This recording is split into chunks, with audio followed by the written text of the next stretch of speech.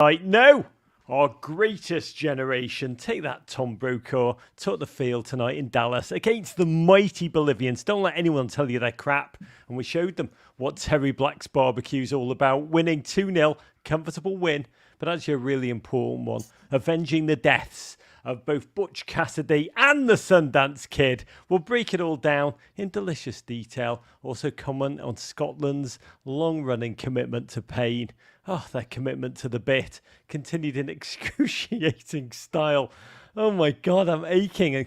And the Germans, they prove they're both mortal yet relentless. The good news, we're not here alone. One of my finest footballing friends is joining us. I'm so elated to see him. A gent who's really one of our generation's greatest articulators of human emotion. Also, quite an entrepreneurial brain. He's the Zidane of emotional intelligence, author of Fault Is in Our Stars, and writer and executive producer of Turtles All the Way Down, streaming now on Max. I enjoyed it. It's a joy to welcome back. It's the Crown Prince of Indianapolis, the best green since Julian. Oh, hail, Mr. John Green. It's very good to see you, Raj, and hail to all the GFOPs out there. Johnny Green, how are you so low-key? We just beat Bolivia. We've both just been exposed to 12 hours, straight hours of Alexi Lalas. How are you just so I did have that full 12 hours of Alexi Lalas just piped into my brain, which is a dangerous business, you know? I think I tweeted earlier that football is the greatest drug of them all. You know, you don't know if it's going to be an upper or a downer, but it's going to hit hard. And yes. You know, say what you will about Alexi Lalas, those takes they hit hard. They do hit hard. I think we're blessed to have Lalas. It's like going to see The Dead every night at the Sphere, but for free. It's psychedelic. I think the government say you should be exposed to 3 hours a day at most of Lalas. We're getting a full 12. And we crushed it today. Yeah. I think. Yeah, no, it was, and like at least 6 hours of Carly Lloyd. So I feel good, man. I'm riding high. I do. You know, in Oppenheimer when they put that cream on their face, that's what I do every morning at 9 o'clock. No, I'm rolling deep, Raj. I mean, if I sound calm, it's just because like I've been rolling so deep for so long today between Scotland rolling right into the USA. Oh. I mean, I don't know how you felt, but I felt watching the United States men's national team. As I said to my wife when kickoff happened, I said, it's time to reignite my most toxic relationship. And then 3 minutes later, I was like, wait a second. This is a great relationship. This is super healthy. I love these guys and they love me back.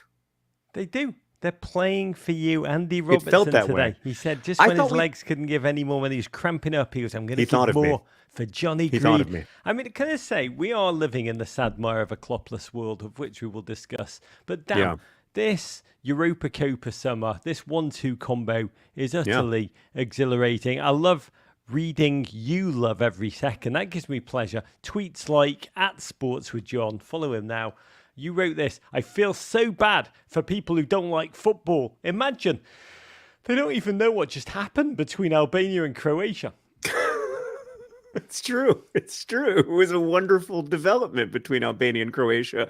I thought the last 5 minutes of that game, I mean, I thought they were unparalleled until they were paralleled by the last 10 minutes of the Scotland game. Yes. Which is the madness of what we have lived, and what we're going to break down tonight is you watch this, especially the Euros. That you watch Euros and you're like, it says like March Madness, you're like, oh my God, what we have just seen, I am never going to forget. And then like 2 hours later, you're like, what happened? Was it Slovakia or Slovenia? I don't even remember because it's been supplanted by something else. And again, I don't know when you're going to write a book solely about your football philosophy, but that tweet, you mention it. There's no drug like football. You don't even know if it'll be an upper or a downer, but you will get effing rocked. Let's live with that spirit. Let's get your comments in the chat. Samantha Tan, already loving John's set. She says the typewriter is straight out of the Tortured Poets department. She loves it, John. Where's it from, the typewriter, Johnny Green? It was a wedding gift, actually. Somebody gave it to us for our wedding, and then everybody could type little messages to us, and that was the only time it ever worked. Was it Hank's? No, it was like, I would say it was Sarah's 7th best friend's boyfriend who gave us this typewriter for our wedding. Was that Hanks? Hanks not loves Hanks. his It's not typewriters. Let me get you out of this Hanks hell I've put you in. By the way, I meant Chet Hanks, just for those of you who are watching. Oh, Chet Hanks, of course. Yeah, Chetty. Let me tell you how Love him. tonight's going to work. John and I will relive Greg Berhalter's best weekend ever. And then, you listeners can be part of the show, dear GFOPs, in this Do It Live, presented by the GFOPs at BMW, making so much of our summer of soccer content possible. We're so grateful to them. And you, dear viewers, are a large part of the show. Ask us questions about football or life or typewriters. If you're Scottish or want to get on, play the bagpipes, come. The mic will be yours. Just scan the QR code in the top left of your screen. It'll take you into a Zoom with our producer, Jordan. The great Jord. Get you set up to ask your question. Come and be with me. It's audio only, and we'll read your comments in the chat throughout the show and get the likes in by clicking the little thumbs up at the bottom of the screen. Just come and be with us. Also, very quick note, Atlanta will be with you Wednesday night in a town hall. Check our social for where that's going on. And Kansas City will be with you next Sunday at the Madrid Theatre with Brendan Hunt live on stage. I think with Eric Stone Street, which I'm quite excited about. Charlotte, we're coming for you the week after. But I want to start by raising my third first Michelob Ultra of the day to the riveting contrast between the Euros, which is the closest football ever gets to March Madness. The narrative flips, just like, it is incredible. The Euros is possibly like the most beautiful wedding you've ever been to.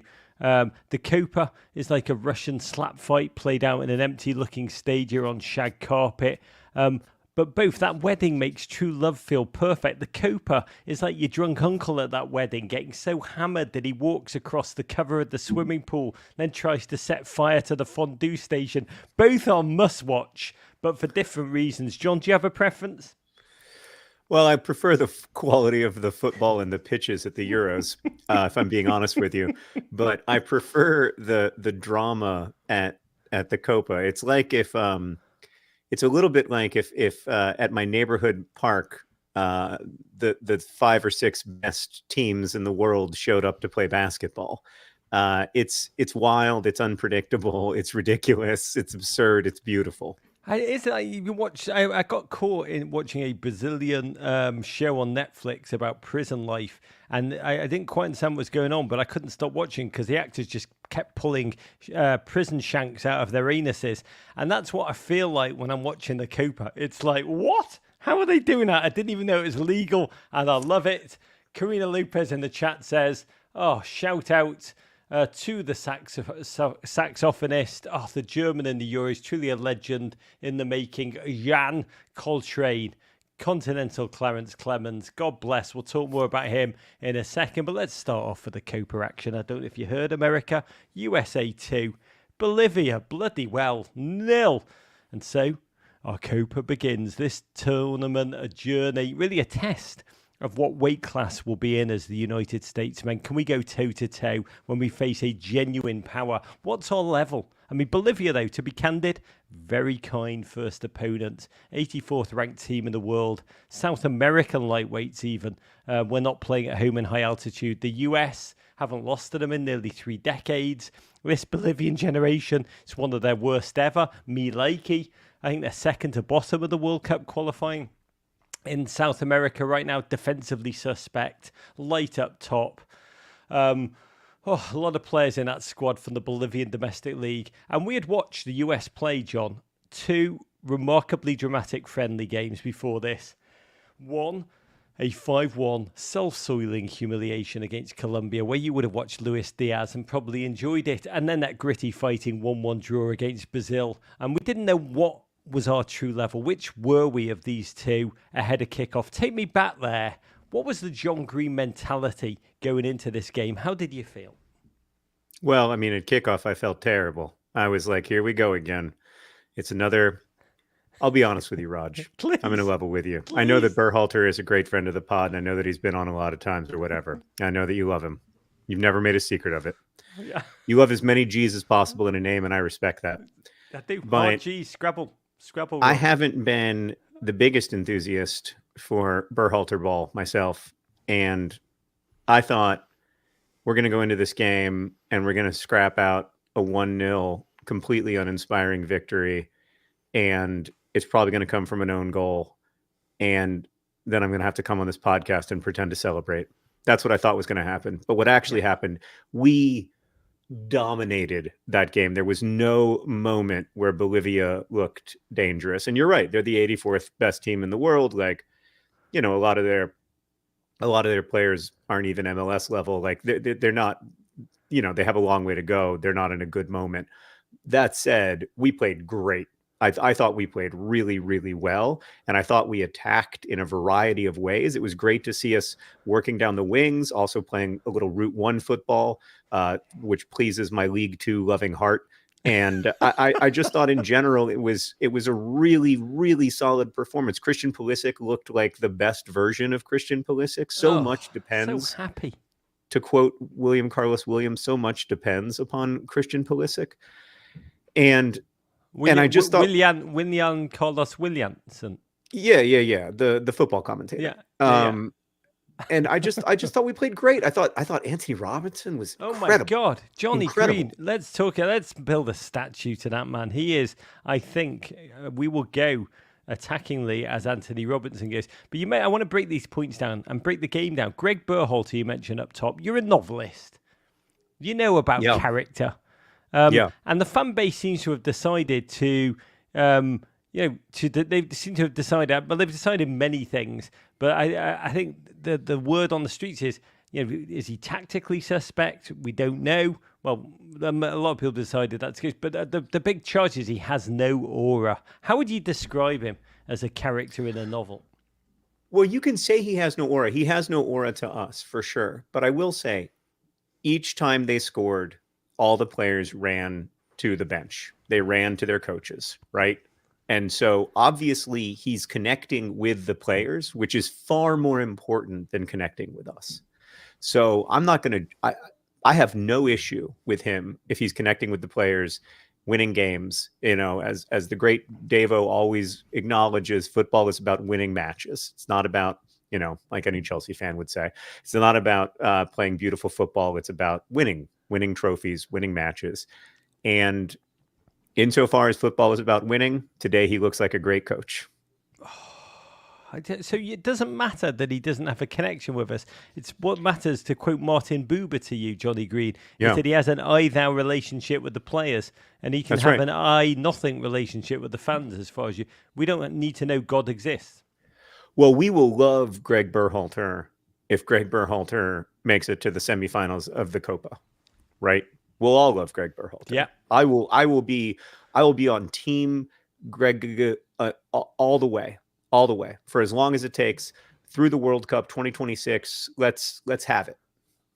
And I think today those players looked as good as I've seen some of them, including in their league campaigns. So I was really happy.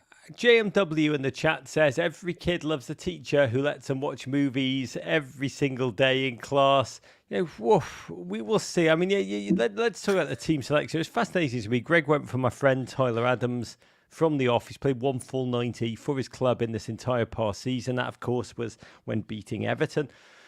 The bastard. I thought we were friends. He's on a minutes restriction. He's still coming back from a series of awful injuries. But he brings so much more to this team than just football. He lifts their intensity, maintains the focus. He's a real leader on this team. So his inclusion from the outset was really a reflection of just how important it was for Greg to get the best possible start going, to quieten those detractors. And Berhalter talked before the game how important it was to deliver an intensity from the opening minute. He'd picked pretty much the strongest lineup possible. And in the first minute, Joe Scally, who also came on this show last week, swung his foot through one from way downtown. It was low and wide, but it hit Flo Balogun, who for a second was in on goal, but was smothered.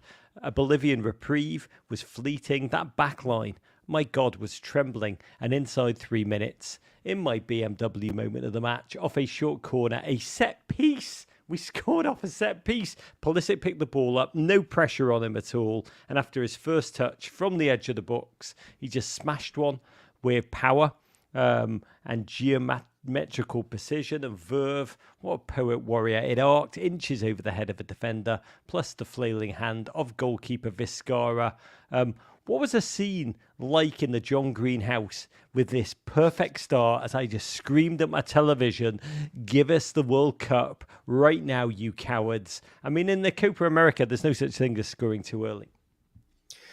Well, yeah, there's certainly not. I did not think that we'd scored too early. I thought that we scored a phenomenal, beautiful goal. And I love the fact that Christian Pulisic ran first to the bench and then asked where the set piece coach was in the stand so he could point at him and thank him. Because that was a beautiful, beautiful goal on every level. That goal would have, nobody would have stopped that, right? Like you could have had Jan Oblak. You could have had anybody in the world. I don't know why I picked Jan Oblak as the best goalkeeper in the world just now, but you could have had ananybody in the world try to stop that. It wouldn't. Nobody could. You don't think Alisson, beautiful Alisson, would have even beautiful Alisson would not have stopped that goal? No, I thought because of the way it arced. I just thought it was a perfect finish. I mean, you couldn't draw it up because Vizcarra plays for a Bolivian club team called the Strongest, which is the best name team in Bolivia, and I do believe a goalkeeper who played for even the Stronger possibly could have done better. But sod that, you keep going. I don't know. I thought that was a great finish. Let's say I was watching it on a 7-inch screen, though, to be fair, in my kitchen while making dinner with my wife. So it's possible that it wasn't as good as I experienced it as being. But just as Carly Lloyd lifted up the 3 greatest footballers in the world, Lionel Messi, Kylian Mbappe, and Christian Pulisic, I am going to lift up that finish as one of the greatest finishes in the history of the Copa. Why are you laughing at Carly Lloyd? I think the only thing that was wrong with the Carly Lloyd statement was that she left Lallas out.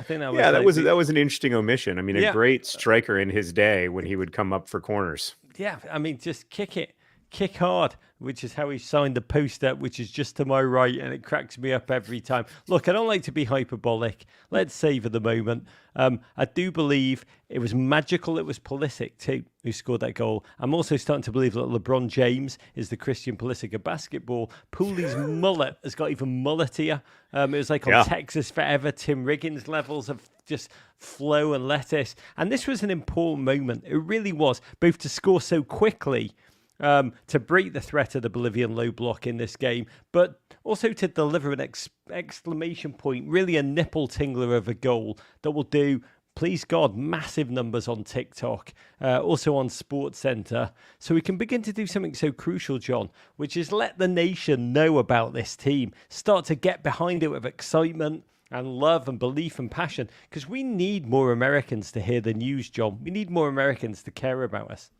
We do, for sure. We need more Americans to care about the game, but that happens. The way you grow the game is with great results, right? And with great storylines and great characters. And I think we have great characters. I don't think we're necessarily doing a great job yet of telling their stories, but I think that we have a really good result to start the Copa, and we have one really beautiful goal and another goal that was very well worked, but like won't look as good on SportsCenter.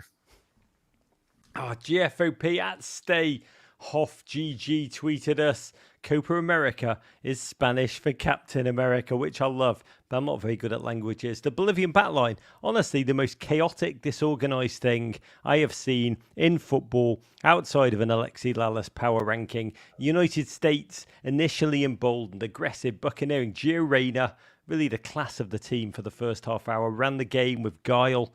We had so much opportunity. We seemed honestly unsure really what to do in that final third. There were chances made, chances not taken. Weir, Balogun, Gent, who, I wrote my game notes for the first 40 minutes. Ballo so badly needs a goal in this system. We'll talk about his goal in one moment. But for much of this half, Ballo just seemed disconnected, like he was synchronized swimming, and the rest of us were just swimming laps. We were shuffling through the search for America's next top American striker still. It's crazy to me that we still don't quite know our depth chart at all, this deep in to the Berhalter era. This kind of uncertainty, I genuinely don't appreciate or understand it. Who's your favourite American striker, John Green? Well, I think, to be fair, it's tough. I think in a lot of positions, there's a clear number one, and I don't think there's a clear number one in that position, particularly the way that we set up. I think that if we set up a little differently, you could make a case for Josh Sargent. I think if we set up differently, you could make a case for Ricardo Pepi. But I mean, the way that we're setting up now,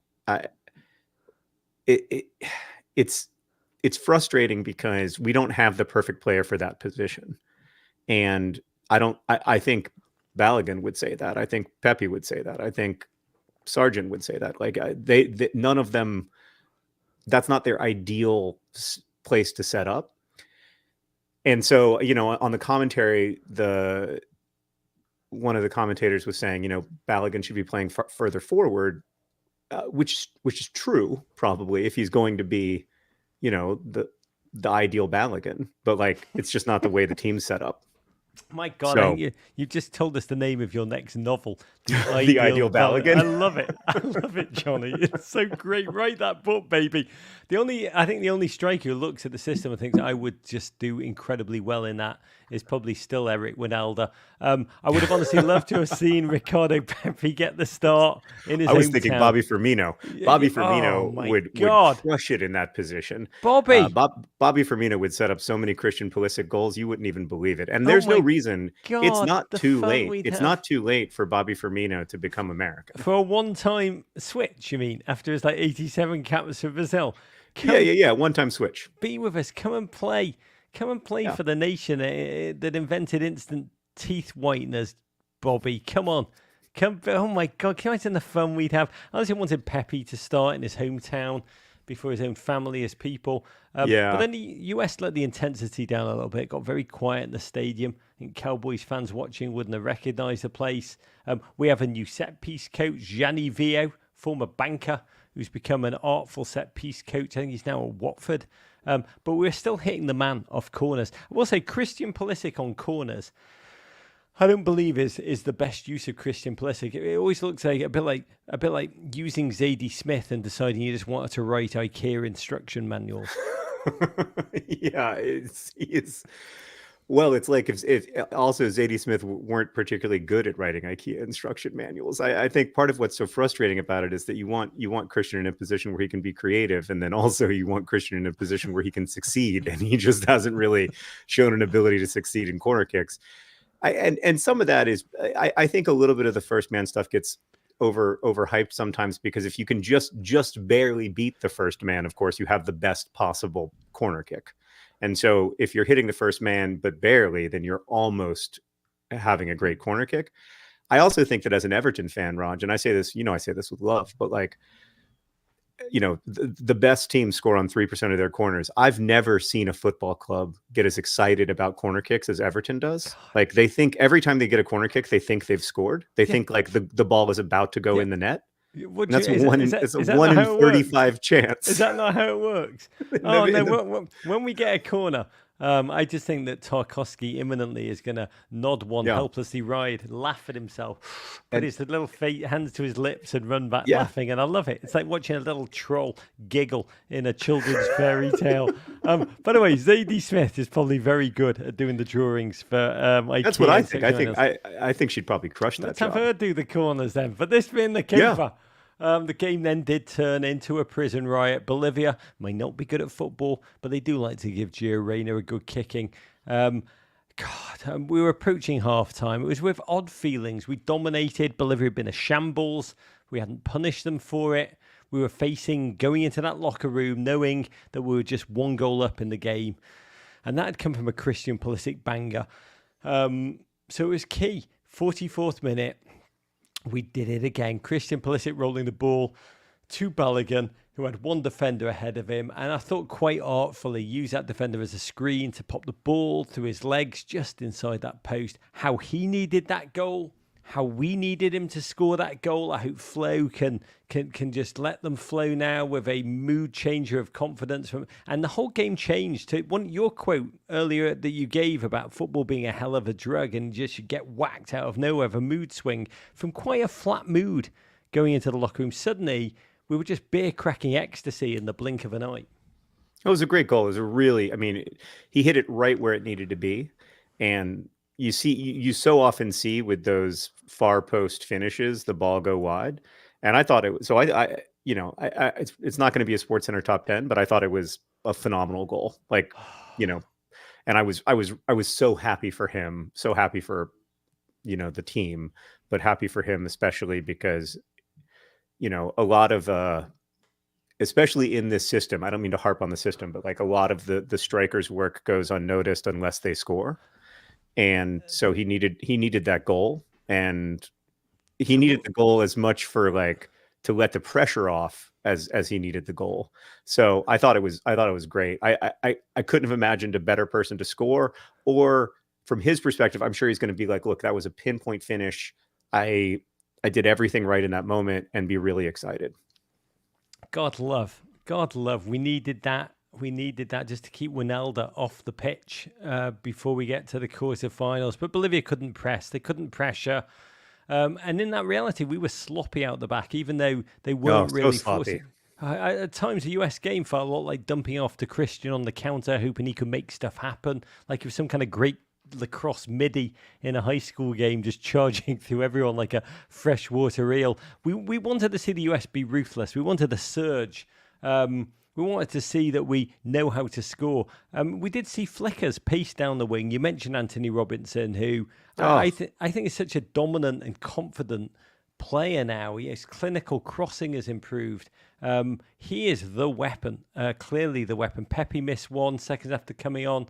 By the way, the way John Strong commentates, it sounds like we scored about 5. Every time we shoot, even if it's blocked, he's like, "Wire! Pepe!" I mean, it felt like it was about 5 or 6-0.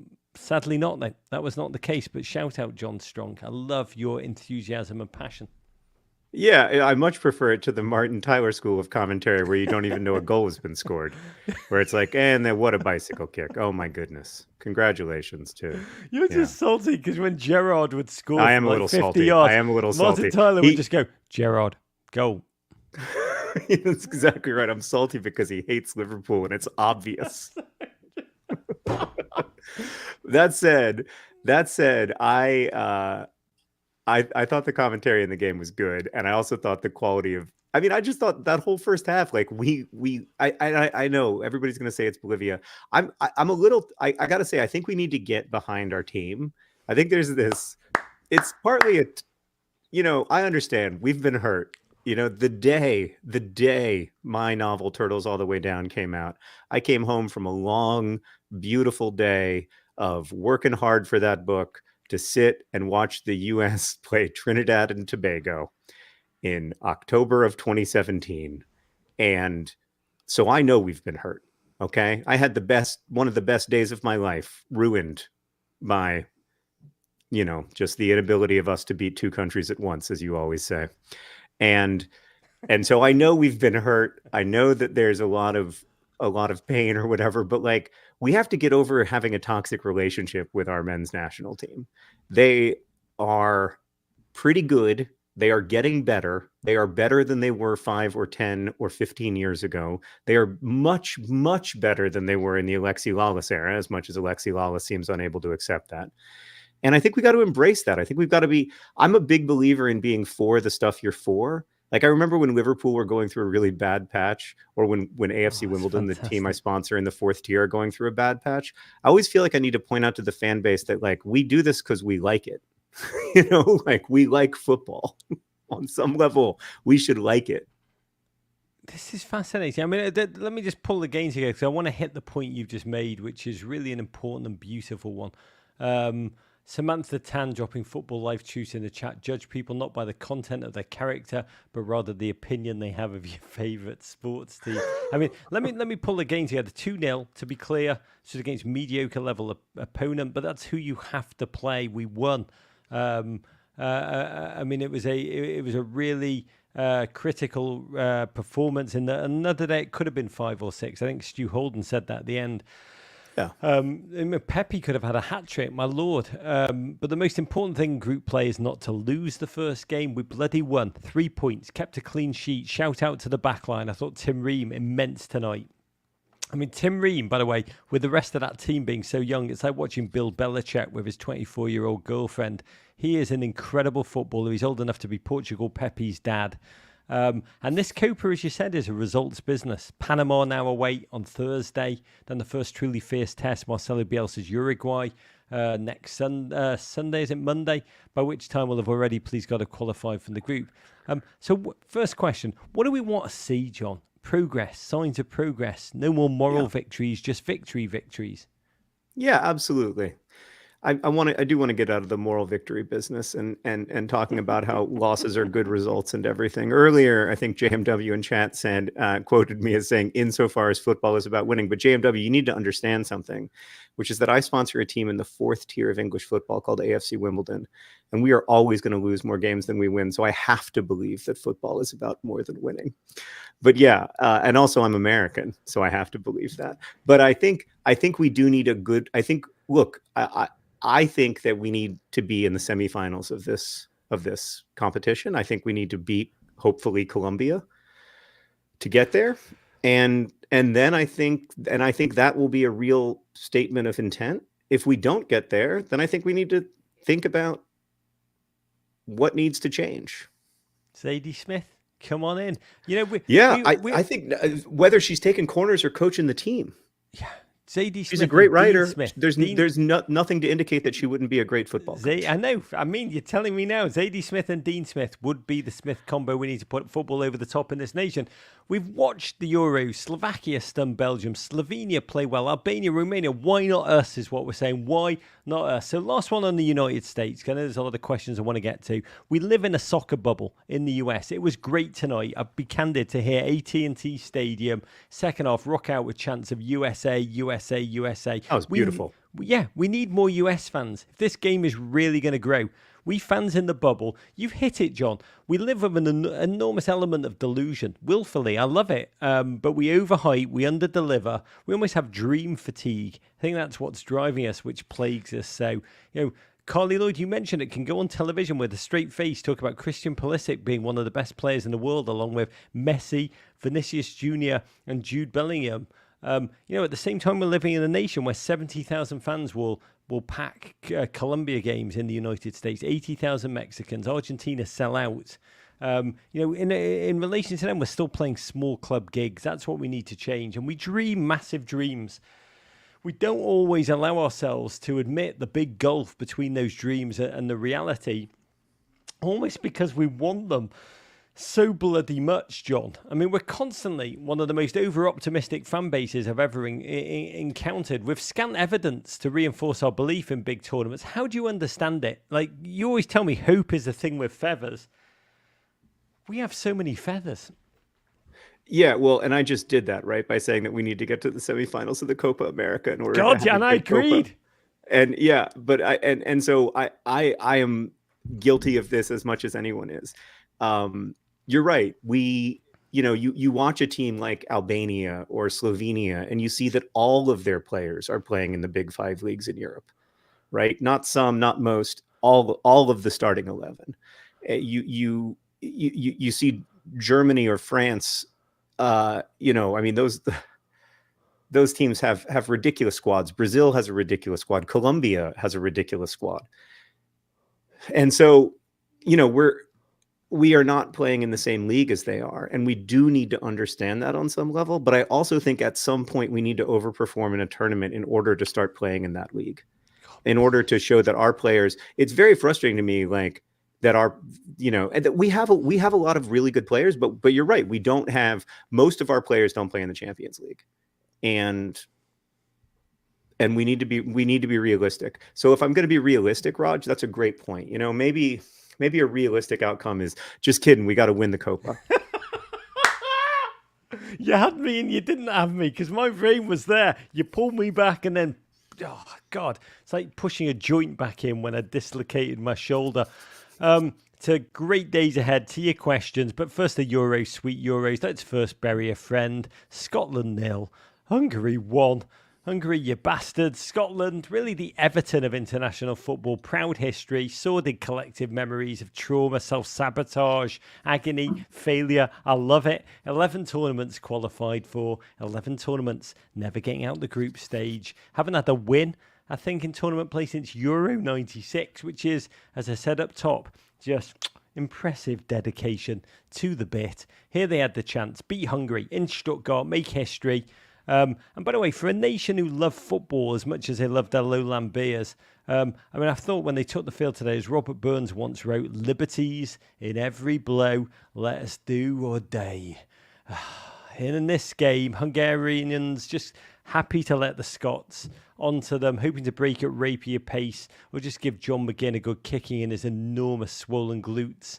Honestly, came like a Copa America game, prison rules at times. Che Adams, who's definitely going to come to Everton, because get every single on Twitter. I love Scottish games because when you put Che Adams into Twitter, you get thousands of people tweeting, Che Adams, get to piss, with spelt T-E, which I just love. Sobersley, you beautiful Sobersley, really the only man who could play football, surrounded by 21 duffers. No one could create. There was a sickening moment. Scottish goalkeeper took out his own defender, who crashed into Barnabas Varga, the Hungarian striker. He landed on his neck, I think, on the turf. The response oddly slow. Sobersley actually ran the stretcher on himself. The good news is Vargas reportedly in stable, responsive status in hospital. Several bones in his face broken. And concussion. We send him love and a speedy return. A reminder, John, in that moment, both health and life. I mean, football's important, but both arguably even more important. Yeah, it was a really interesting, it was a heartbreaking, terrifying moment, and it was very frustrating.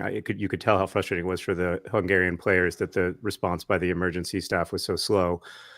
But even in a game that meant as much as a football game can mean, that was a game where both teams had to win. There was no other option for either of them. Even then, when everybody, anytime they were injured, were trying to get up immediately, they were trying to get the game going as fast as they could, everything stopped and everyone acknowledged that was much more important than soccer. And I thought that was a beautiful moment, including the Scottish players, and so that part of it. It's heartbreaking, it's terrifying, and I hope a speedy recovery for that young man. But it was a reminder that football players know the place of the game in the game, and then we had one of the most thrilling, unbelievable last 20 minutes I've ever seen in a football match. I thought it was a little bit like trying to be cool in 7th grade, like the worse you want it, the further you are from it. And they wanted goals so bad. And they were just getting further and further away from it. And then at the very end, Scotland had a couple reasonable chances. I don't think that they were gilt-edged chances. Are you telling me this was the greatest Bo Burnham movie that ever footballed? It did feel that way. It felt like it was going full Bo Burnham. The worse you want to be famous, the less likely you are to be, but also be careful what you wish for. Oh my God, it's like watching 8th grade. It really was. Yeah, the way you describe. I am 1/4 Scottish. My grandma Flora, born in Edinburgh, I was screaming at this television. Didn't think I would. But down the stretch, when Stuart Armstrong broke through on the right side of the box, Orban kneed him in the back. Stonewall penalty, by the way. Yeah. Somehow not even checked. Another one to add to the great litany of Scottish pain. But you're right, Scotland had fight. They had the battle face on, I think is how they say it. They had a late barrage, the corner, the agony of agonies. The corner led to chaos. Scotland actually had a chance to score from 6 yards out, but Hungary broke out, suddenly rumbling upfield with Menace Salah in acres of space. Just a total jailbreak. Found Suboth, who slot home. Agon, of course he did. Bottom right, 99 minutes, 32 seconds. Scotland, you conceded the latest goal on record in regular time in the Euros. God, John, tell me it didn't feel like the Battle of Flodden all over again. I was just so... Every time they would pan to the Scottish fans, I was like, don't do it. Don't show them. Don't show them in this moment of terrible pain. I love you. It's like when Joe Theismann broke his leg. You don't show that because you don't show that. It's too horrible. Yes. It's private. That should be private. What you go through in those moments, and I've been through a few of them in a football stadium. What you go through in those moments ought to be private. That is between you, the other fans, and your God. Put the medical screen up around them, right? Am I right? Exactly. Oh, it was heartbreaking. I felt terrible for It the felt Scottish so fans. Everton-y. It really It did. did. It did. It did. Hungary Right will down have to to playing in wait. blue. God, yes, never play in blue. It's a huge mistake. Hungary will find out for one of the best third place teams to advance, but F Hungary and F Sports. Farewell, Tartan Army. I'll just say this tournament and all of our lives will be all the poorer for your absence. All the videos of your fans are so joyful. That one of the female fan drinking a pint of Guinness, draining it without ever using her hands, that alone should grant them automatic qualification into the knockout rounds of every future tournament, starting with the Gold Cup. God bless. In the other game, Germany won, Switzerland won, a dead rubber. There's some intrigue because which side of the draw do you want to be on? Should you play gamesmanship? God bless Switzerland, who are a collective fist, robust, pugnacious.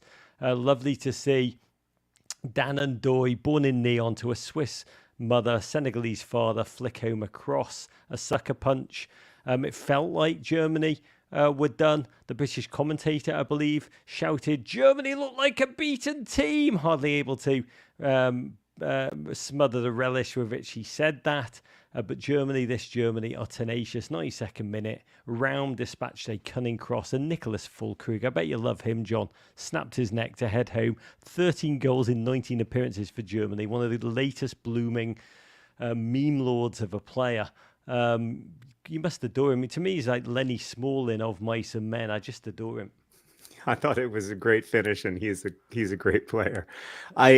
I mostly watched the Scotland game, so I only had Germany, Switzerland on in the background. But the truth is, I think Switzerland is an underappreciated team in Europe and has been for a long time. I think that they have a really good squad, and who knows what lies in wait in the knockout rounds. But both those teams could do some damage. I have a lot of questions for you, but I want to get to the questions from the fans who've been so bloody patient. I will have to mention a fascinating piece in The Guardian today by Fatma Aydemir, the German-Turkish Kurdish novelist who wrote, "In Germany, football's made nationalism cool again. That's why I'm dreading the Euros." And I do want to quickly ask you before we take listener questions, the Euros, and we're watching this crescendo of fan wonder, of German saxophone main character delirium, of banger after banger, Eastern European footballing delight, and all of it's taking place. You know this better than I do, against a backdrop of electoral uncertainty, of real fear across the continent, of the rise of the far right, the war in Ukraine. Feels almost as if the Euros is providing a moment of unity. And I guess what I'm asking, John, is the illusion of unity better than no unity at all? I think it is. My hope, my dream for international football has always been that it's a safe way to express nationalism. But it feels increasingly like maybe it isn't such a safe way. And that does scare me. I think it should scare all of us. There's a great theologian who wrote once that politics isn't everything, but politics touches everything. And that can be in great ways, and it can be in difficult ways too. And I think we're seeing both in the Euros. So, we're seeing lots of different political experiences lived out, but the hope was always that like football can be a fake war, so we don't have to have real wars. I can't remember who the baseball player is who said that sports is a reward for a functioning society, but it really is. We only get to have sports if we have a functioning society. During World War II, we didn't have Sammy sports. Sosa. Yeah, probably.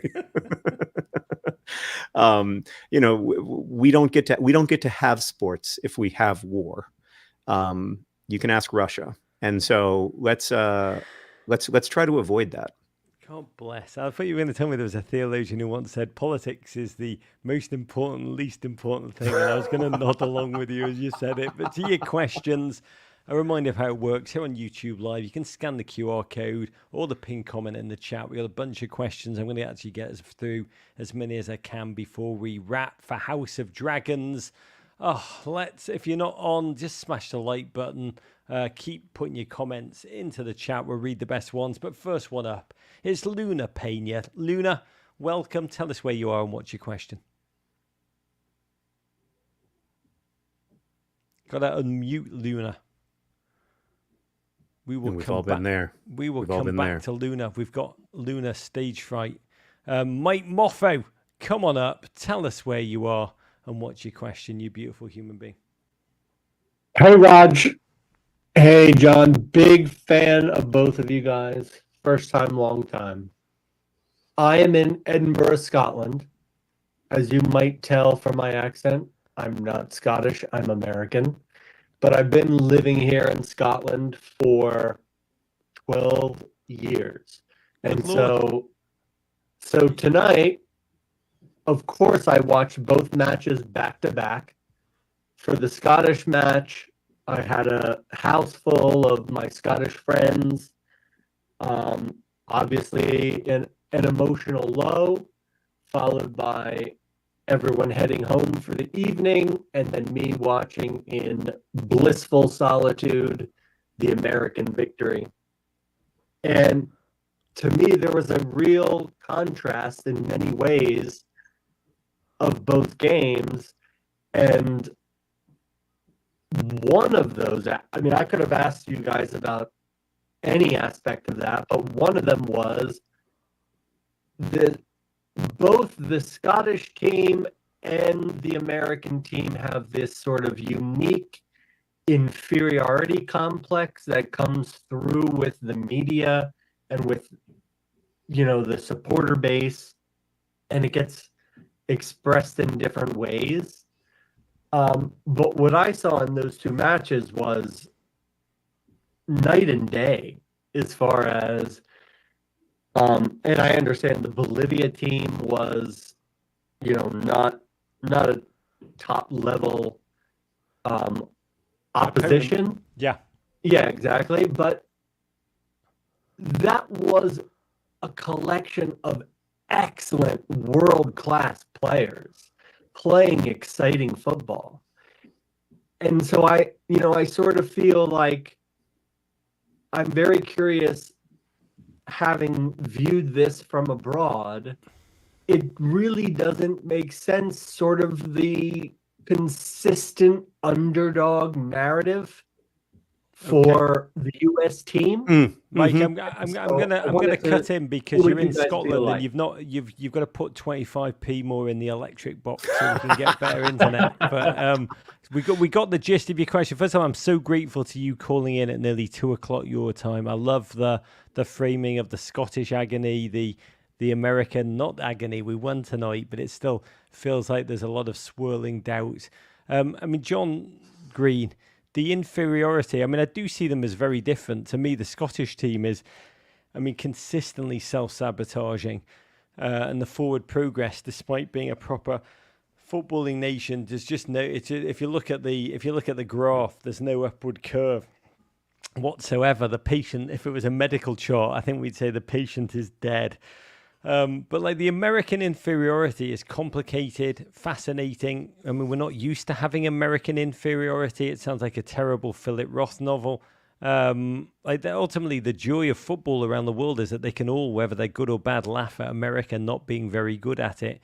How do you understand our sense of inferiority? Because we do long to rot.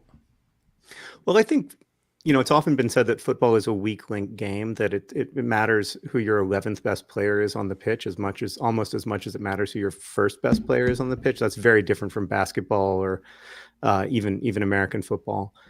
And to be fair, Scotland's 11th best player is not that good. Like, I think that Scotland's 11th best player would probably agree with me on that. The US problem is partly a squad problem. It's partly that we have this expectation, and I think the caller is absolutely right, that we played great. We have this expectation that we should be as good as Brazil, and we're not as good as Brazil. And we don't. And the reason we aren't as good as Brazil is that our players aren't as good as their players.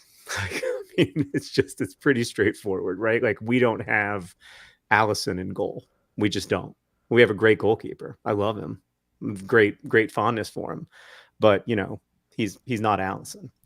And so I think you were right earlier, Raj, when you said like we need to be realistic about our club, or our country and where we're at. But I see a ton of progress, and part of what frustrates me is that sometimes I don't see that progress reflected in results the way that I see it reflected in where our players are playing, what kind of players they are, how dynamic they are. I mean, it was, I think it was interesting today to see some of the players get a little stick for trying to pull off fancy passes or whatever, and not succeeding in pulling them off. But like the pass completion rate, I think, I haven't looked at the stats, was really high. Like we looked very good. I agree with the caller. And so let's just enjoy it. Let's just be happy about that. I know it's hard for US men's national team fans to be happy. Believe me, it's hard for me to be happy about freaking anything in 2024.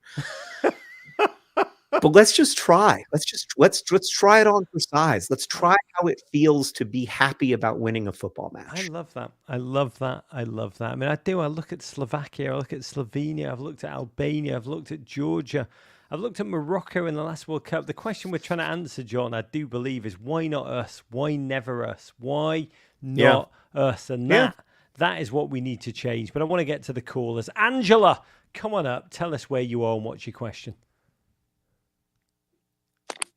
Hello, I'm calling from Tustin, California, in Orange County. And I just want to say I'm so healed by that last comment to just like enjoy winning a football game. Like, I'm here in my USA shirt. I put up some 4th of July decorations yesterday. And here in 2024, I don't always feel great about the state of our country. And just to like take a moment and remember why I love being an American and how proud of this country I am is really just lifting me up. So thank you for that.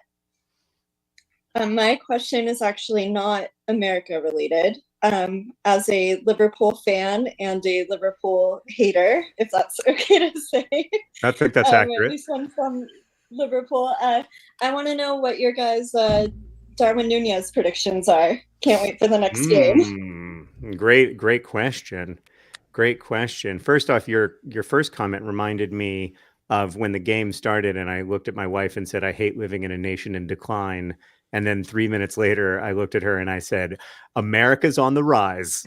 It's morning in America. We're just getting started. I don't know, Raj, how do you think Darwin Nunez is going to fare in the Copa and beyond?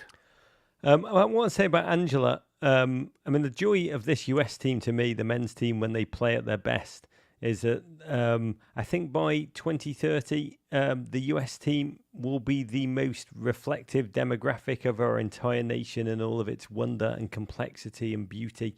It's one of the reasons I truly, truly adore the men's and women's US team.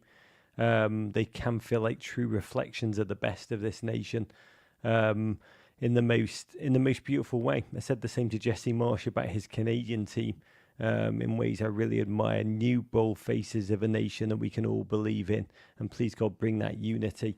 I mean, Darwin, God bless. I mean, I think Darwin Nunez is like Jurgen Klinsmann used to say about penalties, and I think Darwin Nunez lives this creed to the hilt.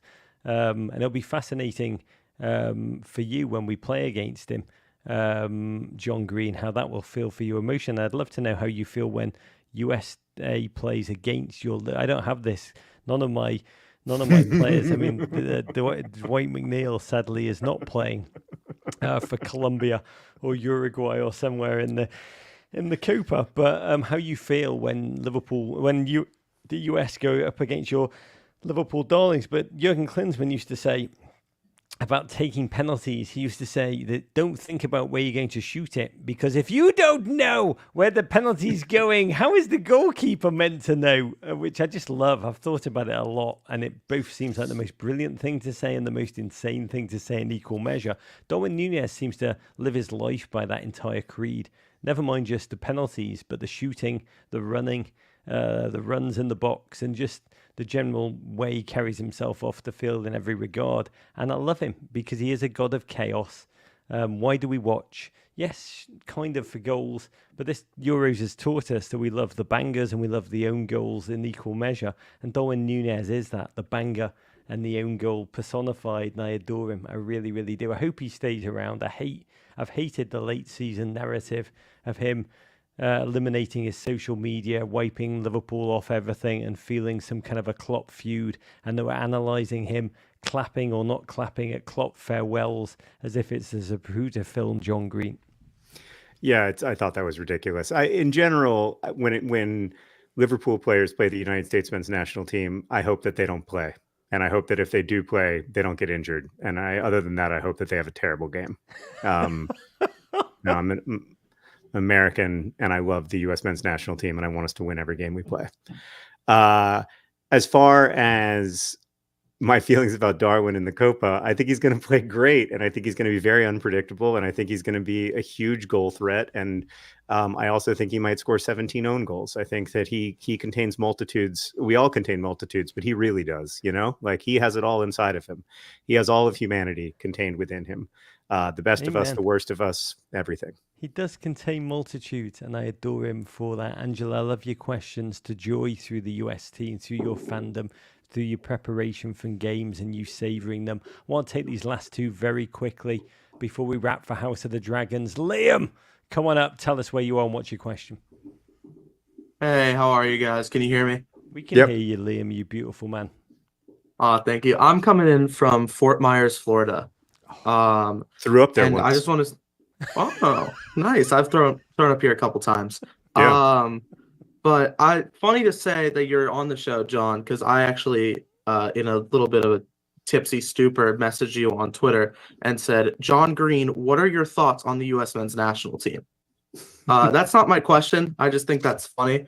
My question is more like, this was a great game. Everything was clicking in a way that it didn't when I was sitting in my roommate's house with his Colombian family, and a way it kind of did when I was at the Brazil game.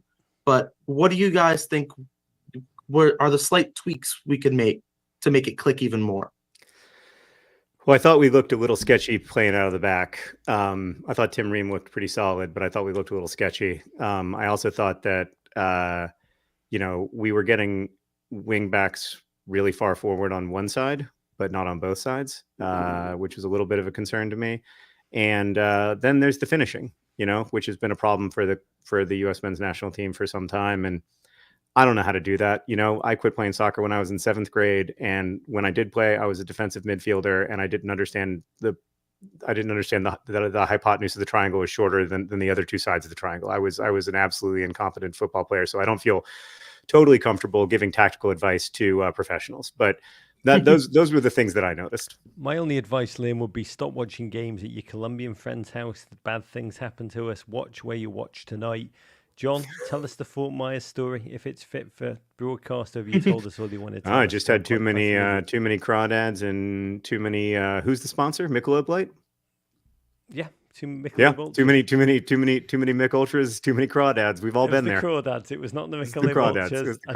Well, if you have 12 of anything, Raj, it doesn't. You can overdo anything. Crawdads. I just love a night with crawdads with John Green in Fort Myers. Liam, come be with us anytime, you beautiful human being. But Tad, I once saw Tad, a band from Seattle. Nirvana were supporting them. They played at Leeds. There were 12 people at the gig. And I hope that you are Tad, the lead singer of Tad, because Tad were fantastic that night. They were a very odd band. They were quite remarkable. But Tad, tell us where you are. What's your question? And we won't talk about Tad, the band, anymore. No, I'm not the Tad from the grunge band. I was named after Tad Lincoln. But I'm calling from Leesburg, Virginia, just outside of D.C. I know you used to live there, Raj. God bless. I'm going there Tuesday. I'm going to do a live show in the morning with Jonathan Heraldez, the new Washington Spirit manager. But I'm Googling who Tad Lincoln is. So keep going, He was Abraham Lincoln's son, right? Was he really? Am I wrong? And youngest son. Yeah, I believe he died of polio at the age of 9. But, this is the future we'd like for our kid, Tad. This is the future that we'd like to avoid for our kids. I think it's a nice reminder to be named Tad, to be reminded of how far we've come thanks to the hard work of vaccines. Amen. Listen to John, not to me. By the way, your parents had the same philosophy as people who take bombs onto planes, because what's the chance that there's going to be 2 bombs on the plane that they're on? So they're like, if we call him Tad, what's the Well, chances? by the time Tad came around, polio was dealt with, I assume. Just he has a very young-sounding voice. Tad, what was it about Tad Lincoln that they loved so much? Well, they actually also used to say that they loved each other just a tad. So I think it's funny with that. Tad, what's your question, you beautiful human being? So, Raj, first of all, I'm a huge Men in Blazers fan. Thank you so much for everything you've done for the best sport in the world in this country. But my question for both of you, I'm a massive Liverpool supporter. What do you guys think of Arne and his new season upcoming? And also, John, are you going to be at any of the preseason games here in the U.S.? Yeah, I'll probably be at 1 or 2. Tad, I want you to answer this, Johnny, but I was going to ask you, and if you can fold it into this so we can pull it together and House of the Dragon. You talk about Tad's question, but also how you're handling life without Klopp, a Kloppless life. Well, first off, I'd take Arne Slot as the manager of the U.S. men's national team any day. I would also take Jurgen Klopp. I would also maybe take Jurgen Klinsmann. Yeah, I would take. There's not a lot of Jurgens I wouldn't accept in a pinch, but yeah, I feel good about the future. I feel like Jurgen left us in a good spot, and that's the best that you can hope for. It's asking a lot of someone to give more of themselves than they have, and I don't think that's ever a fair thing to ask. And I appreciate the fact that he knew when he'd given as much as he could, and I feel that in general, that that's all that we can ask of each other, and that we need to be respectful of each other's the places where we can't give anymore. And so I actually think that the way that he modeled it is very beautiful and appropriate. And so yeah, I will forever be a fan of his, but I'm looking forward to the Arne Slot era. Tad, thank you for that question, because it elicited a beautiful answer from John Green. John, I could listen to you all bloody night. I do want to quickly say Albania play Spain tomorrow, Croatia play Italy, 3 p.m. Eastern. Then at night, Colombia play Paraguay, Brazil play Costa Rica, after which we will do it live. We're in the middle of this summer of soccer. I am living every second with you all. It's a joy of my life, more accurately, living in this studio where we continue to do it live over and over. We're running it back tomorrow, 11 p.m. Eastern time, with our OG partner in pod, Michael Davis. We'll come back to celebrate the Euros and the Copa. We'll talk the US, England, yes, all of it. Do not miss that joy. And then the great Brendan Hunt returns Tuesday, 5:30 p.m. Eastern time. All of this brought to you by the GFOPs at BMW. They've also made it possible a new travel series on YouTube, Ultimate Road to Glory. Latest episode focuses on a day I had in Dallas, Ethiopian barbecue in the heart of Fort Worth. Please go check it all out. It's a wonderful American story. John Green, I just want to say to you, talking about football, when you say things like football's a fake war so we don't have to have real wars, when you drop so much wisdom about life, when you call upon us to reveal our better selves in our fandom rather than outlet our worst selves, I've got to tell you, I learned so much really about life and joy and wonder and positivity. Frankly, you've hit upon this a very, very dark time. I'm incredibly grateful to you, John Green. I don't take it for granted. I'm going to give you the last word. Tell us how we're going to approach should approach the rest of the summer. Well, I love being with you, and I love being with all the GFOPs. Always grateful for this opportunity, and I hope that we approach the rest of the tournament and the rest of the summer with a sense of wonder and joy, and just being reminded over and over again that football is a gift to those of us who love it. And it really is. For me, it's not about. I said earlier that it's not really about winning. And for me, it really isn't. It's really about community. It's really about feeling connected to people, feeling more deeply connected to people and to communities. And so that's my hope, is that we have a beautiful, safe Euros and Copa, and in the process, get to know and love each other a little bit more. To you, John Green, to your family, to the wonderful Turtles All the Way Down, which is now streaming on Max. Let's go and watch House of the Dragons America. We'll see you again tomorrow night, 11 p.m. Big love from me. Don't take a second of this for granted. Kung Fu fighting. Go USA, and courage. Courage.